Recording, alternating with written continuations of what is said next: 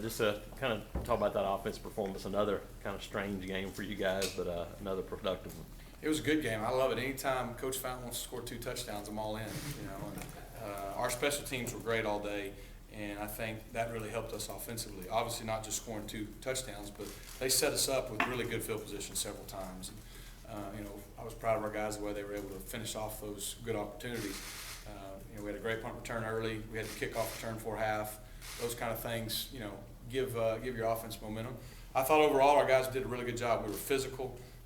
I was really proud of our wide receivers, and in particularly, you've got Sammie Coates, who's been catching a lot of balls, and yet he springs a couple of those touchdown runs. Playing without the ball, being unselfish. You got Trovon Reed, Quan Bray, Ricardo Louis, CJ, those guys out there doing whatever it takes to, spring the ball carrier. And we were running the ball so well, and they were a big part of that. And then, you can't say enough about Jay Prosh. I mean, he's as good a fullback as there is anywhere in the country, and he makes a lot of things go that maybe the average fan doesn't see.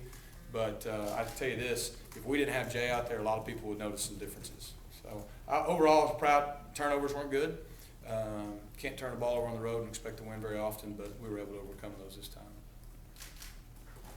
What do you see from Nick as far as, obviously, they seemed a lot faster, especially the outside, outran a lot of guys that they had spying? Yeah, I mean, Nick, he was playing really well. I mean, he has a great feel for the things we're doing. He makes some things right every now and then. And he played really hard, played determined, he ran hard. He protected the football when he was running, I thought, really well. That's been a big point of emphasis. I know he's taken a lot of pride in. And like I said, I thought he started the game well. I mean, he was 3 of 4 with a touchdown, and the one he was incomplete, I think, was a drop. So I thought he came out playing well and really played well throughout the whole game. Was there anything he was doing in the running game that was markedly better than he was before? Obviously, he'd been doing well in the read option for several games. Yeah. But when he was as productive as he just was, he almost set the school record for running by quarterbacks. Yeah. Was there anything he was doing?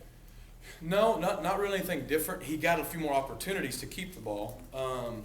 I don't know if it's because of the way Trey's played the last few weeks or not, but, for whatever reason, he had a good feel on some of them, but, they were overplaying Trey a little bit. He was keeping the ball, but what he did really well is, when it was there, he showed a good burst on a couple of those runs. And then a lot of times there was a free hitter, a safety or an outside backer, and he just made a miss or outran him.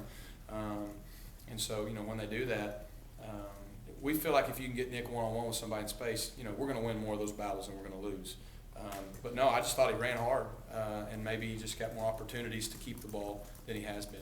How much of his lack of throwing in the last couple games has been by design, and how much of it's just been because you're running so well? You know what? If we throw it 7 or 9 times the rest of the way, we're going to be winning games. I mean, because what that means is we're running the football and nobody's stopping it. So, the other day I think we averaged 8 or 9 yards a carry, and after the first couple drives, we ran a couple runs, and he pulled a few, and Trey hit a few, and just from that point on, we were rolling pretty well. So there was it would probably have been poor coaching to start doing something other than what was working, really. So there was no design to run it as much as we did, other than it was what was working. It's what we stuck with, and we just feel like that's a good thing. Still, you and Gus talk so much about balance, and when you have the lowest passing production ever by the Gus offense in college, probably going back to Shiloh and Springdale and Hughes or something. So when you want balance, as well as you were doing, it's just to throw them off a little bit, or even early before it gets out of hand. Balance is taking what the defense gives you, plain and simple. And just about every time we caught a run, we were getting 8 to 12 yards of play. So, like I say, it goes back to me. There's a couple of times that you find yourself saying, okay, let's throw it this down. And you bring up a good point. Hey, let's throw them off or something. But you throw someone off when they're onto you, or when they're stopping what you're doing, or you achieve balance when they are stopping what you're doing in the run game. Now I've got to throw it to stay balanced, so now they can back up and we can run it more.